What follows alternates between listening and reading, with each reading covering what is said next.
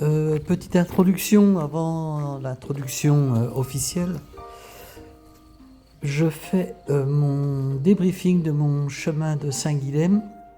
Mais avant, je voudrais vous dire que voilà, je vous ai dit que je ferais un débriefing, donc je le fais, mais je n'en ai pas le goût, l'envie, ni forcément la motivation. Mais parfois, on n'a pas envie de faire les choses et il faut les faire quand même, surtout lorsqu'on les a promises. Donc, c'est pourquoi je me force quand même un petit peu à faire ce débriefing. Comme vous le savez, enfin peut-être pas vous, mais toutes les personnes qui randonnent en itinérance, lorsqu'elles rentrent, elles ont toujours un petit coup de mou, un petit coup de moins bien. C'est normal, c'est le retour à la vraie vie. Et pour moi, ça a été d'autant plus compliqué. Ce chemin, je ne l'ai pas vécu comme j'aurais dû le vivre. Il y a des petites choses qui sont venues interférer lors de mon chemin. Voilà, la vie est compliquée, la vie n'est pas forcément facile, mais elle ne l'est pas pour moi, elle ne l'est pas pour vous. Nous avons tous notre fardeau à porter. Parfois, c'est un peu plus compliqué à gérer que d'autres, parce que il y a des nouvelles voilà, que vous apprenez et qui vous font mal quelque part,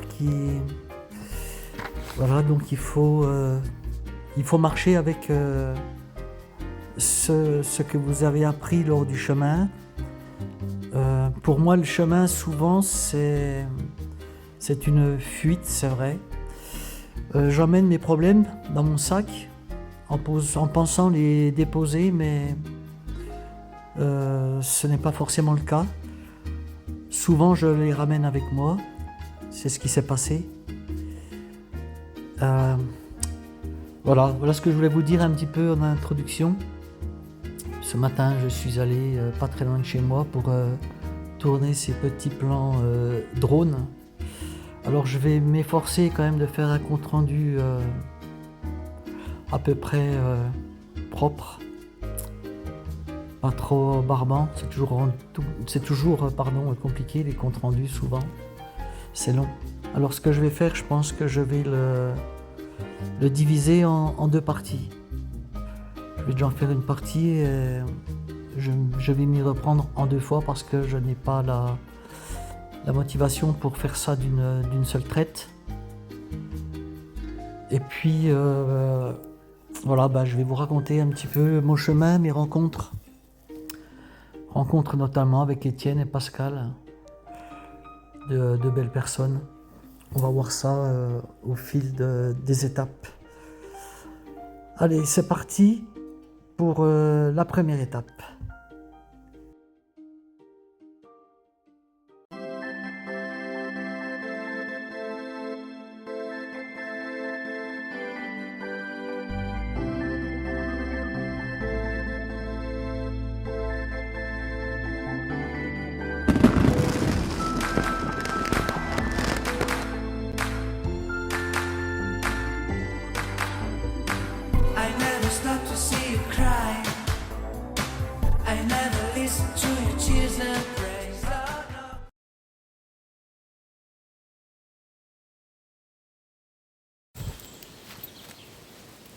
J'avais pas prévu de faire ce débriefing en pleine forêt, mais le vent se lève, j'ai pas pris mon micro, donc je suis contraint de me mettre à l'abri du vent. Bonjour tout le monde. Alors, première étape de ce chemin, nous avons dormi à Nasbinas la veille et nous sommes partis le lendemain matin à Saint-Chili-d'Aubrac pour démarrer notre chemin de Saint-Guilhem-des-Verts. Et alors, il faut savoir que ce chemin est commun sur deux étapes avec le chemin de Compostelle, le GR65. Il se sépare au niveau de Saint-Chili-l'Aubrac. Le chemin de Saint-Guilhem part à gauche et le GR65 file à droite. Alors, 80%, ou voire peut-être plus même, je ne sais pas, des randonneurs, des pèlerins partent sur Compostelle, ce qui moi personnellement m'arrange, parce que mes chemins, même si j'aime rencontrer du monde, j'aime bien les faire aussi dans des conditions un petit peu de solitude, voilà. Je profite mieux de mes chemins. Donc nous partons avec Guy par un temps pas très encourageant, pardon, avec de la pluie, du froid, gris. Mais malgré tout, le chemin est beau quand même. Des difficultés, la première difficulté puisque nous remontons sur le plateau de l'Aubrac et depuis Saint-Chély-d'Aubrac, eh ben, ça monte jusqu'au-dessus, jusqu'au plateau. Mais les difficultés s'en trouvent amoindries par la beauté des lieux en fait. Cette première étape tient toutes ses promesses, c'est vraiment superbe. On traverse ces immensités un petit peu désertiques avec des jonquilles et des narcisses à perte de vue. C'est fabuleux. Première rencontre avec Étienne et 3 Réunionnais qui connaissent bien la France. Étienne également. Étienne a déjà quand même pas mal baroudé. Alors la rencontre avec Étienne, c'était une rencontre forte parce que c'est une personne vraiment très intéressante, très intelligente et ben, qui nous partage un petit peu son expérience des chemins, mais pas que des chemins. Étienne, c'est un ancien médecin et qui œuvrait toujours en tant que bénévole pour accompagner les personnes en fin de vie. Et Étienne, il a bien bourlingué dans sa vie. Étienne, c'est aussi un féru de spéléologie, donc il a exploré pas mal de grottes de par le monde. Et on voit qu'il en connaît un rayon. Voilà, donc nous laissons les Réunionnais et nous partons en direction du gîte du Rajas. Entre-temps, nous rencontrons Karine. Et Karine, justement, dormait au gîte du Rajas. Elle s'est arrêtée pour casser la croûte. On a marché un petit moment ensemble, pas très longtemps. Nous la retrouverons au gîte du Rajas. Nous nous sommes arrêtés sur le plateau, un petit peu à l'abri, parce que ça soufflait. Ce que je voudrais dire, oui, c'est que durant tout ce chemin, nous avons eu vraiment beaucoup de vent. Beaucoup. Si bien que moi, là, sur ce plateau de l'Aubrac, j'avais pas pris mes gants et j'avais l'onglet le matin. Arrivé sur le gîte du Rajas, alors là, pour moi, ça a été waouh! C'est vraiment extraordinaire de voir ce gîte planté au milieu de nulle part, avec ses jonquilles, ses narcisses, ces gros rochers qui affleurent. C'était extraordinaire. Voilà, nous poursuivons jusqu'au gîte du Trébattu. Ce sera notre étape, le gîte du Trébattu. Juste après le Rajas, il y a une auberge qui doit appartenir, je pense, au gîte du Trébattu. Et de là, il faut le savoir, parce que l'étape est trop longue, sinon vous pouvez faire appel au gîte du Trébattu qui viennent vous chercher à cette auberge juste après le gîte du Rajas. Et ça, c'est quand même pratique pour les gens qui ont prévu des petites étapes. Alors ce jour-là, nous bénéficierons de la voiture pour prendre nos bagages. C'est Étienne qui nous a suggéré de demander au propriétaire là, du gîte s'il voulait bien prendre nos sacs. Il nous a dit aucun problème. Donc les 7 km avec Guy, nous les avons fait en touriste avec rien sur le dos, quel bonheur. Ça change. Et nous avons terminé cette étape sous le soleil.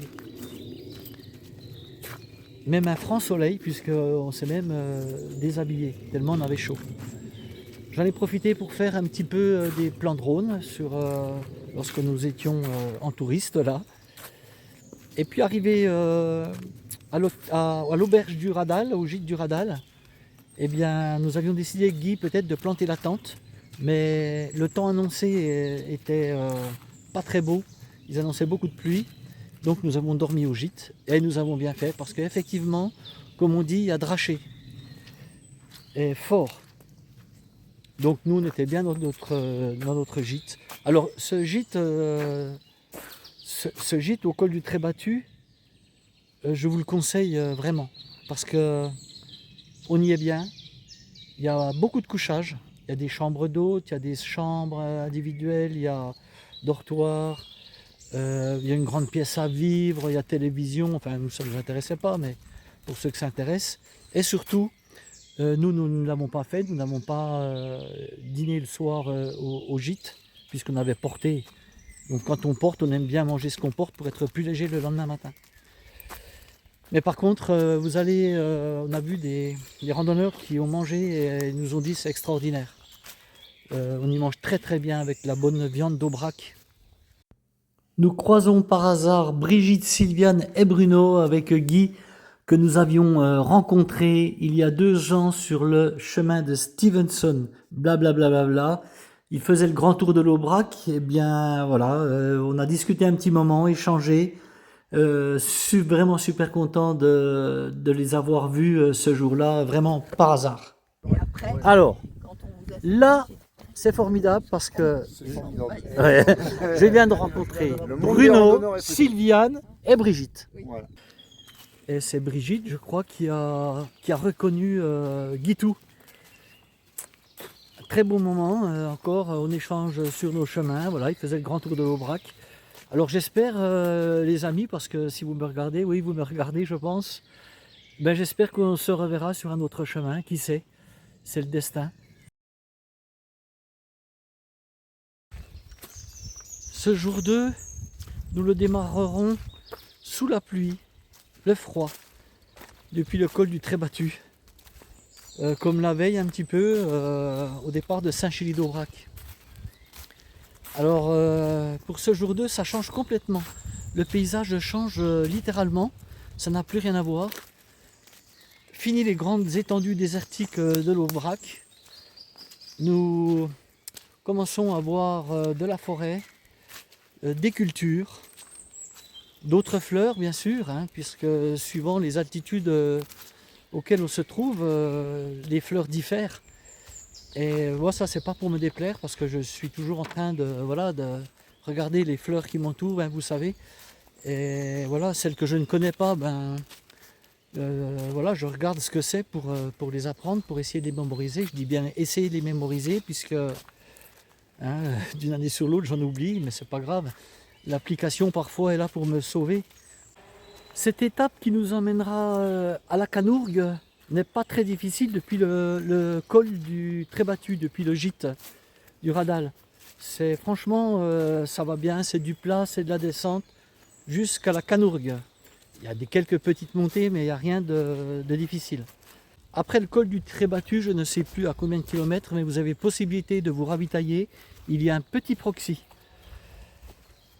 Ensuite, direction la Canourgue pour nous, hein, c'est toujours aussi facile, il n'y a pas de difficulté. Et nous laissons donc Étienne à la Canourgue qui rejoindra son gîte ou son hôtel, je ne sais plus. Et après concertation avec Guy, je lui propose quand même de poursuivre notre chemin, puisqu'il faut rejoindre le Causse de Sauveterre, et pour rejoindre le Causse de Sauveterre, eh bien ça monte. Eh oui. Et voilà, on était quand même relativement fatigué quand même de notre étape. Mais je pensais que c'était mieux de bivouaquer sur le Causse. On n'aurait pas cette difficulté-là le lendemain matin. Et on a bien fait, du coup, on est arrivé, je pense, je sais plus, vers 17h peut-être, 17h30, je sais plus, sur le Causse. Nous avons bivouaqué, nous avons monté les tentes et on était aux petits oignons, on était vraiment très bien, tout seul. Sur le Causse de Sauveterre. Pour ce jour 3, nous nous réveillons relativement de bonne heure avec Guy. Pliage du bivouac. Et puis départ. Départ sur une grande piste. Et là on commence à traverser vraiment le Causse de Sauveterre. Très sauvage. Des paysans, rien à voir avec la veille. Pour ces 3 jours, ces 3 jours-là, en termes de paysage, ils ont été complètement différents. C'est vraiment des paysans et c'est bien parce que c'est pas monotone. Et là, ben c'est pareil, on emprunte des chemins, des sentiers, des pistes surtout, avec de jolis murs, de vieux murs encore qui bordent le sentier de part et d'autre, avec encore des fleurs. C'est vraiment superbe. Mais cette étape n'est pas si facile que ça. On était finalement avec Guy content d'avoir fait l'effort de monter sur le Causse la veille, de faire ces 7 km je crois qu'il y a depuis la Canourgue. Je me trompe peut-être, mais c'est à peu près ça. Et oui, c'est vachement dépaysant quoi. On voit rien, il n'y a rien quoi. Alors, à l'approche de Saint-Émimie, ah, j'ai du mal, je ne sais jamais si c'est Sainte-Énimie ou Sainte-Éminie. Ah, faut me pardonner, hein. Je crois que c'est Sainte-Énimie. Eh bien, à l'approche, voilà, on sent que ça change aussi. Là. On commence à voir en forêt des cities. C'est tout jaune. Et qu'est-ce que c'est beau! Et des pins. C'est vraiment C'est plein extraordinaire. de cities. Alors, la descente sur Saint-Émimie, là, elle est splendide. Mais qu'est-ce qu'elle est longue! Mais qu'est-ce qu'elle est longue! Oh là là, on n'en voit pas le bout. En fait, on fait que des tortillards comme ça. Mais elle est très belle. Alors bon, moi comme d'hab, hein, vous savez, voilà, moi, ce qui m'émerveille, c'est tous ces murs. Alors là, j'ai été gâté lors de cette descente. Hein, parce que... Imagine s'il fallait faire franchement, ça aujourd'hui. Regarde. Quand je vois ces ouvrages... Bonjour. Voilà, comme d'habitude, je ne peux pas m'empêcher de penser à tous ces gens qui ont œuvré pour entretenir ces chemins, pour les faire, ces chemins, surtout. Lorsque j'ai vu là toutes ces pierres taillées, où on voit tous les coups de burin, là, c'est hallucinant, des blocs, des gros blocs, hein, en guise de couvertine, hein, vous avez vu, des fois il y a 2 rangs de pierre ou 3, et après il y a un gros bloc dessus qui est taillé. C'est... Quel travail! Et ça pendant des kilomètres. Pendant des kilomètres. Alors l'arrivée sur Saint-Émimie aussi, c'est très joli. Ah bah là, ouais, c'est super beau. On en prend plein les yeux une fois encore. En fait, pour moi déjà, ces 3 premiers jours, c'est... Ah, je suis émerveillé de ce chemin, quoi.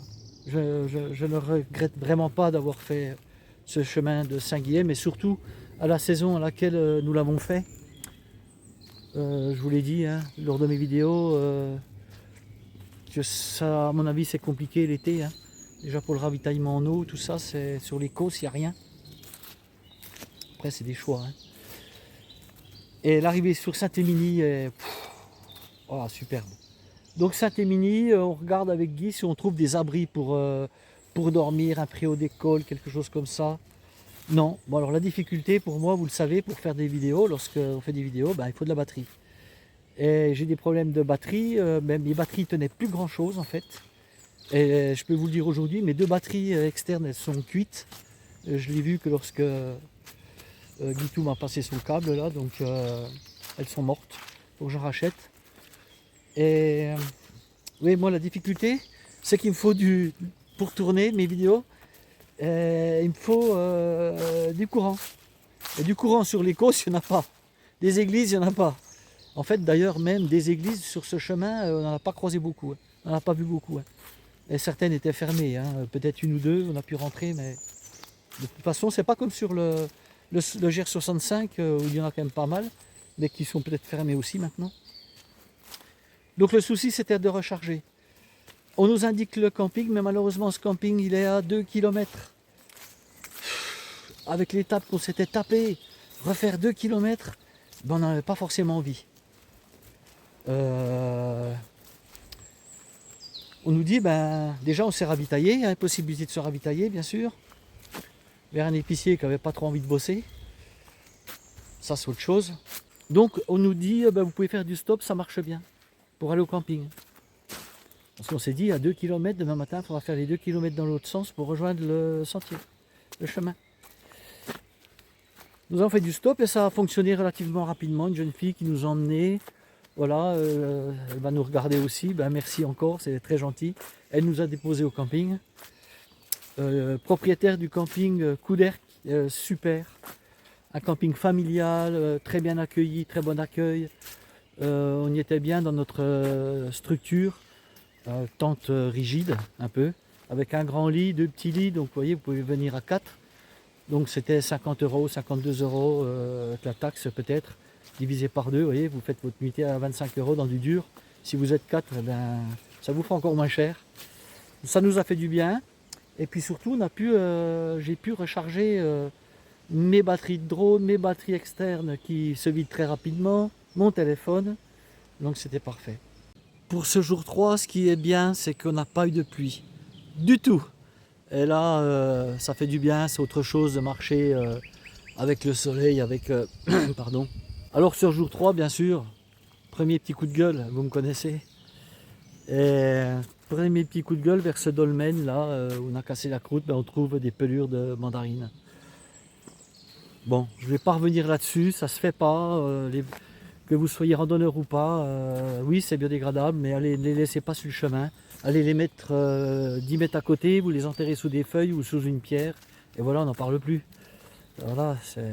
Bon, bref, je ne vais pas faire de la... rééduquer des personnes qui n'ont pas conscience de de leurs actes, quoi, quelque part. S'ils n'en ont pas conscience, quelque part c'est mieux. S'ils en ont conscience, c'est plus grave. Du temps de midi, lors de cette journée, avec Guitou, on a été obligé de ressortir nos tentes et tout étendre pour que ça sèche, parce que même si, lorsqu'on a bivouaqué sur le COS de Sauveterre la veille, il n'y avait pas plu, mais par contre c'était bourré d'humidité. La tente était trempée, enfin l'extérieur, le double toit. Donc on a tout ressorti pour faire tout sécher. Lors de cette étape, c'est quand même une région où il y a beaucoup de dolmens et de menhirs. Alors, certains, ça ne vaut pas le coup d'aller les voir. Hein. Lorsqu'on arrive sur le COS, sur la carte, hein, ils ne sont pas indiqués autrement au bord du chemin. Mais il y a des dolmens, il y a 2 dolmens, mais qui sont écroulés.